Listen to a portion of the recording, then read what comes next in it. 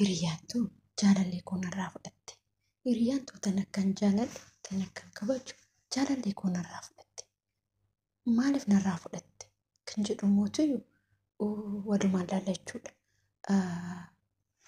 Assalamu alaikum warahmatullahi wabarakatuh. Jira jirtu akkam nagaa keessan fayyaa keessan isin jecha Ramadaan Kariim. Ramadaan Kariim bagattiin isin ga'e bagattiin nu ga'e hordoftoota amantii musliimaa hunda keessaniyyuu Ramadaan Kariim. Rabbiin sana gootuu itti nu haa deebisu waliin isin jecha. Obboleen kiyya woroonni akka kootii biyyoota ambaa keessa jiraatan biyyoota Arbaa, biyyoota Faranjii, biyyoota hunda keessayyuu woroonni jiraatan Ramadaan Mubaarak, Ramadaan Kariim, kudhamu alfa bakkeera. Hordoftoota fi kabajamtoota kiyya akkasuma Ramadaan Kariim isin jedhee jira. Obboleewwan koo kan biyya keessa, kan biyya alaa, akkasuma namoota jajjaaladhu hunduma keessaniyyuu Ramadaan Kariim isin jechuun barbaada. Bagattiin isin ga'e, bagattiin nu ga'e.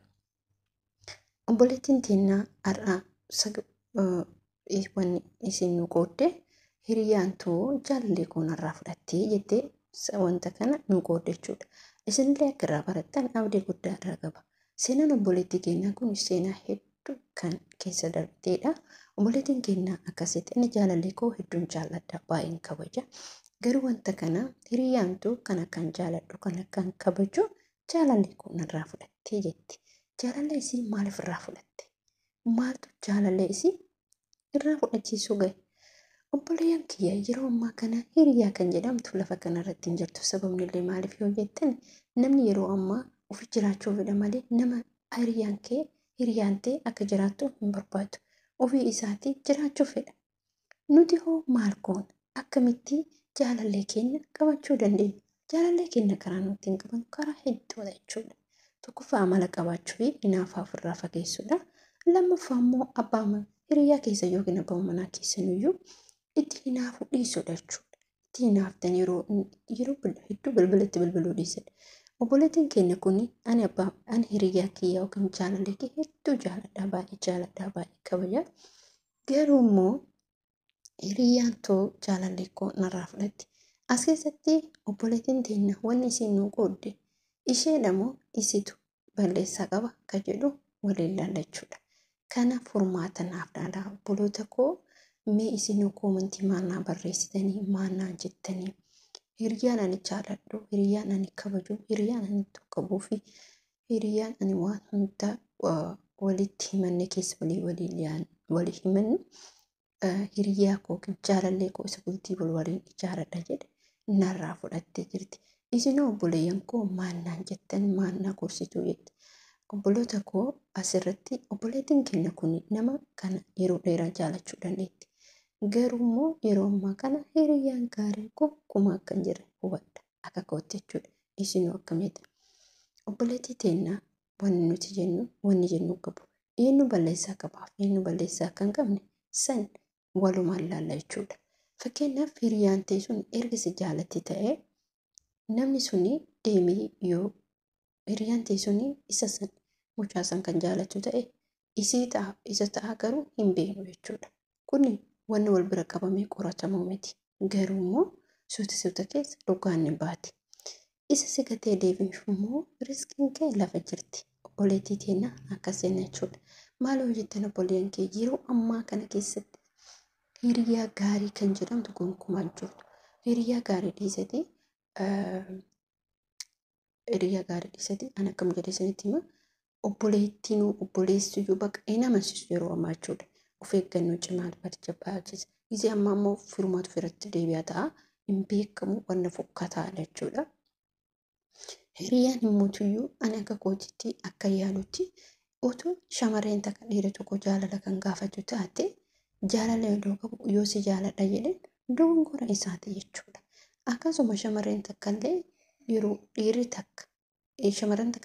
tokko gaafii jaalala gaafatu otoo jaalallee isii sun immoo akkamitti hiriyaa isiisan irratti deemti ni ulfaata. Maaliif wanni kun sheexaana as keessatti maaltu jira? Sheexaana walitti nama harkisaa yoo toowaan qabaatini yoo waan tokkorraan toowwatin sheexaana fidee walitti nama harkisa jechuudha. Kanaaf dubartiin takkaaf dhiirri tokko yeroo wal bira jiraatan sheexaana walitti harkisa. Maaliif amma hiriyaan isii sun akka malee jaalatti akka malee iddoo qabdii fi keessa walitti himatanii namoonni tokko inaaffaa keessa seenuudhaan akka isaa sanitti jiraadha kan jettu akka isii akka tarii mucichi sun taayoo hiriyaan mucatti kana akka isii jaalatettis jaalatu dhabuu danda'a. Maaliif hojjetan obboleen kiyya kun namni yeroo ammaa kana takkii mallaqa laalaa takkii baqaan jiraa miti bifa fa'a laalaa wantu jira jechuudha yeroo addunyaa kanarra. Namni kun tarii waan kanatti deemee garuu isirratti dhuftee jaalatisa jireenyaaf waliin jiraatu ta'a. Maaliif yeroo ammaa maaliif hojjetan yeroo ammaa kana keessatti innis ni shakka. Isin hiriyaa isii irratti ana jaalladhe namoonni akkanaa kun immoo kufaatii hedduu keessa seenan jechuudha. Jireenya isaanii keessatti inni boora jiru gammachuun jiraatan. Sababni illee isaan akkuma sun itti fakkaata bakka shakkiitu uumama jidduu isaaniiti jechuudha. Tarii namoonni immoo wanta kanallee itti fufan jiraachuu danda'a. Obboleettiin keenya mootuyyuu akka yaada kootti waan isin jechuu barbaadu obboleettii kiyyaa akkasi gatee deeme ana akka kootti nan gammada. Maaliif gammada jetteen namni sun otoo si jaalate ta'ee isii hiriyaa keessan sirratti hin jaalatu.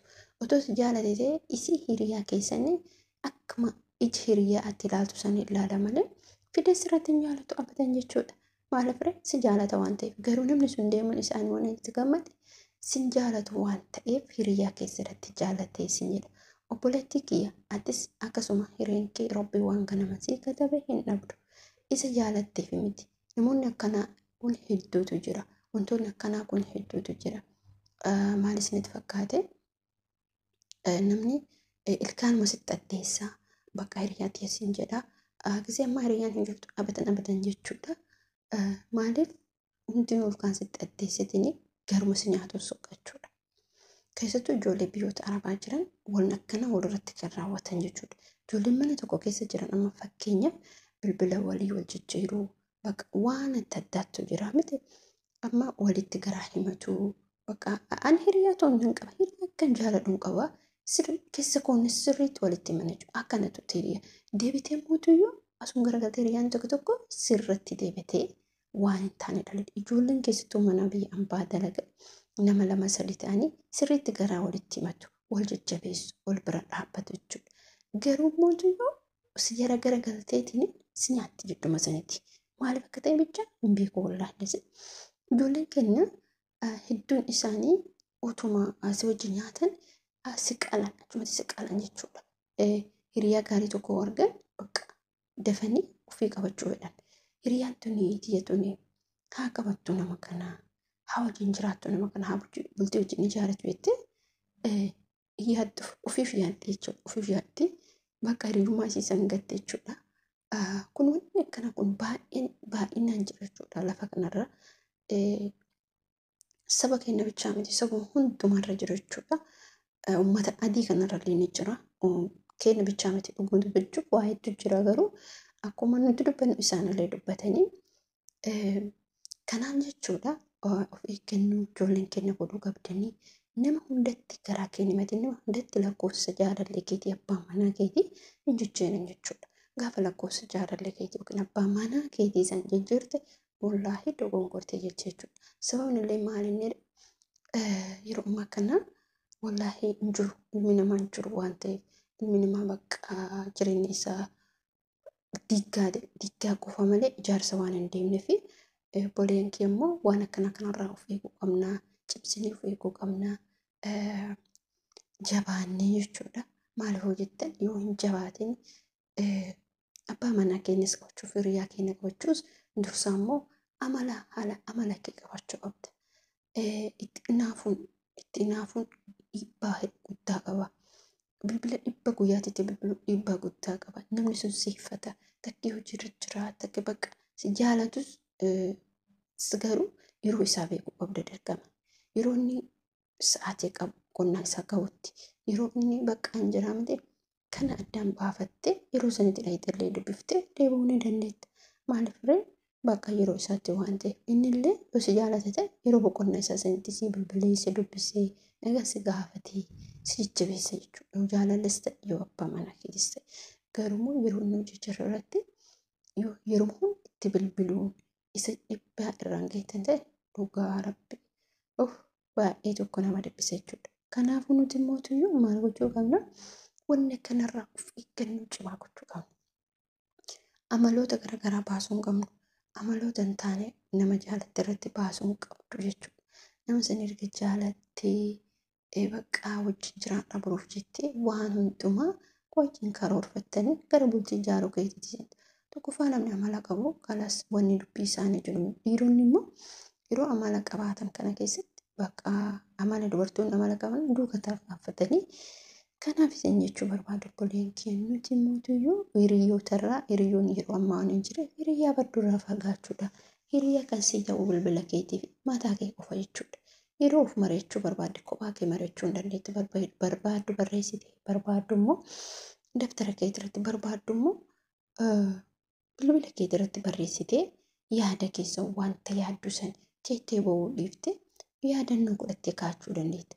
Amma fakkeenyaaf mucaa kana kan mudate kun yaadannoo godhattee barreeffattee kaa'uu dandeetti. Hiriyaan teessuun barakka.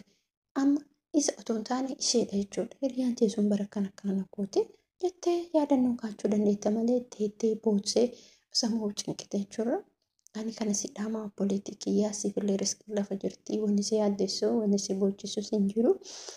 Obboleeyyan koo hordoftoota fi kabajamtoota koo mee mucaa kanaafuu obboleettii keenya kanaaf maali barreessitanii koomentii barreessaa fi koomentii keessan arguu barbaadde namni tokko yeroo jaallate yeroo mootuyyuu gochaa kana hiriyaan isaa otoo nama biraatu ta'e rakkoon qabu hiriyaan isaa irratti raawwatu kana keessatti isinumaa jettanii jajjabeessitanii isinillee nama isin hordofuudha koomentii hin argite waan ta'eef hordoftoota fi kabajamtoota kiyyaa viidiyoo kiyya asumarratti dhaabaa Ramadan Kariim isiniin jecha viidiyoo kiyyaa laayikii fi sabiskiraayib gochuun nu jajjabeessaa isiniin jedha.